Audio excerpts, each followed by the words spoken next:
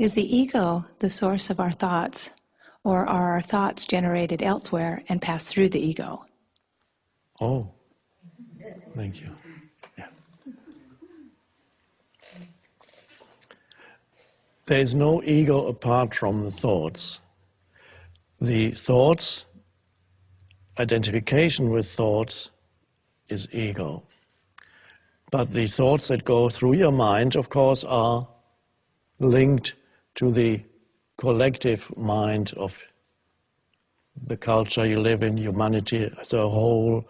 So they are not your thoughts as such, but you pick them up from the collective, most of them.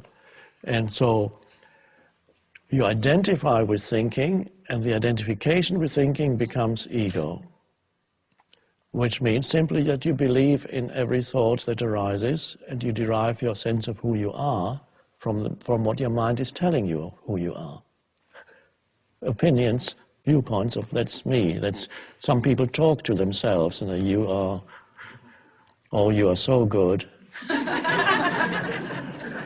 Why doesn't the world recognize you? Or the mind says, you're no good. Same thing. You're no good at all. You fail at everything, don't you? Again, and then you believe in it. And then you suddenly have a low view of yourself. Why you have a low view? Because you believed in your thoughts. And why are you thinking those thoughts? Probably you picked them up somewhere, maybe in childhood. Maybe your mom was so stressed out that you said you're no good.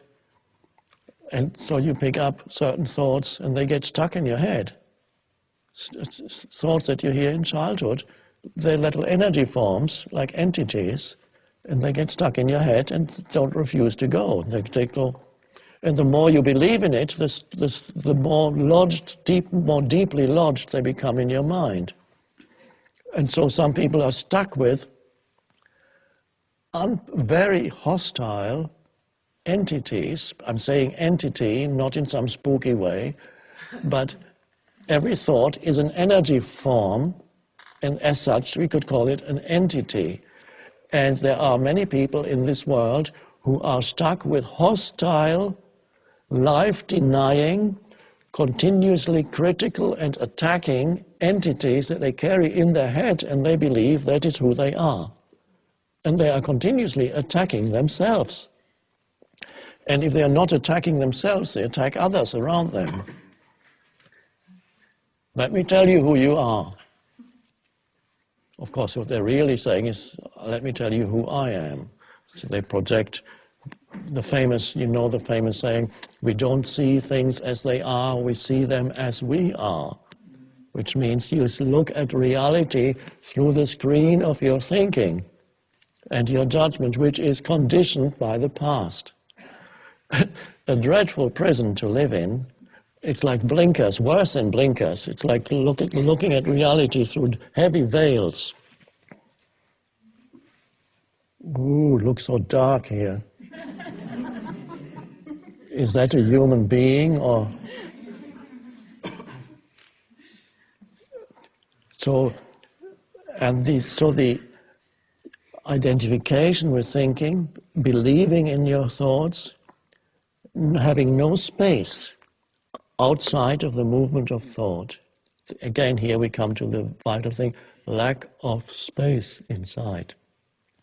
That is the unconscious condition, spiritually, completely unconscious. And then you are burdened with a heavy ego. You are the ego, which is not an entity apart from thought. It is thoughts that you have identified with. And the first moment of freedom comes when you realize that certain thoughts have been going through your head for years, perhaps, and that they are only thoughts, and that you are not the thought, you're the awareness. In my case, I became aware that I had a thought, for example, that started in childhood, one of many negative thoughts I had. Bad things always happen to me. Bad things always happen to me.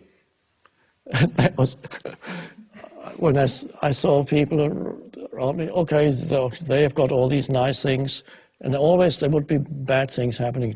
And of course, your perception then becomes selective. When you have a thought like that, you notice much more, because in everybody's life, in daily life, things go wrong. You miss a bus, you get stuck in a traffic jam, or you lose some money. But yes, this is normal. But if you have the thought, bad things always happen to me, you're extremely aware of those things, and they confirm to you that the thought is correct. And this is the selective perception of reality through the screen of thinking.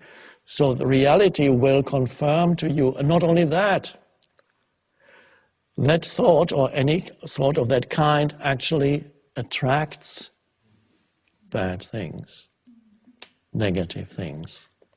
Or if you believe people are basically bad, and that's a deep-seated belief, and you don't realize it's only a thought in your head or a belief, not only would you single out where you observe unethical or bad behavior in others, you would, there it is.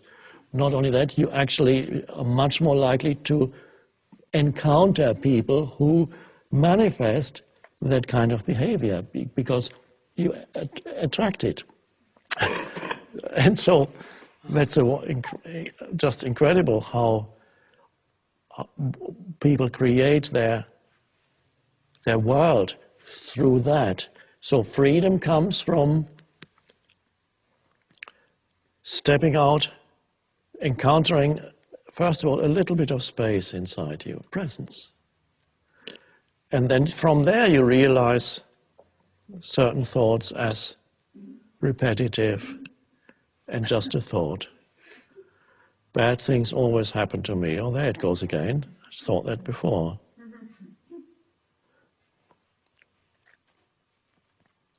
So that's to become free of ego means becoming free of thought, identification with thought. That's the end of the ego. It may reassert itself from time to time, but at least that's the awakening. What about your thoughts? Habitual thoughts, do you? Probably that I have to get everything right. There's an intense, figure it out and get it right. It rules me. And if it's not right? I escape. I just won't do it. I pretty much predict ahead of time, so I won't try a lot of times. Yes. Yes.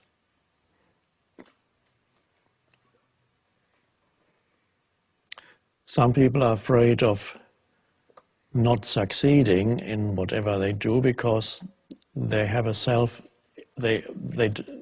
self-image, which is derived from thinking, would suffer. If I fail at something, then my self-image will be injured, and therefore I'm not even going to try. And again, that's to do with deriving your identity from thinking. And even the thought, I have failed, is a lie. I am a failure is an even greater lie. You have not failed, you can simply reinterpret and say, I've learned something here. This is not for me, for example. So, but why believe the lies that your mind produces? So, as you know, many people live with a very hostile mind. But those people their motivation would probably be very great, I would hope, to get out of their minds. But first they need to realize that their problems are self-generated, mind-generated, not world-generated.